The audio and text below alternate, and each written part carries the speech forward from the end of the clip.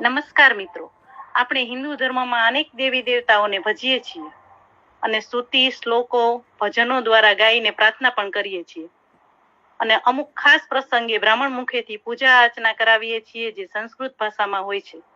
સંસ્કૃત એટલે દેવોની ભાષા, સંસ્કારની ભાષા કે દેવવાણી પણ કહેવાય છે.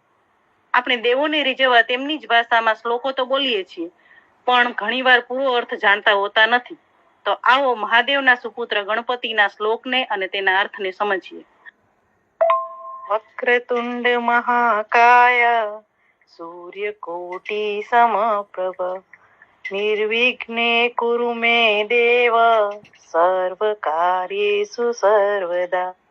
અર્થાર્થ, હે વાકી સૂંઢવાળા, વિશાળ કાયાવાળા, કરોડો સૂર્ય સમાન તેજવાળા ગણપતિ, મારા સર્વે શુભ કાર્યોમાં હંમેશા મને વિઘ્ન રહિત કરજો.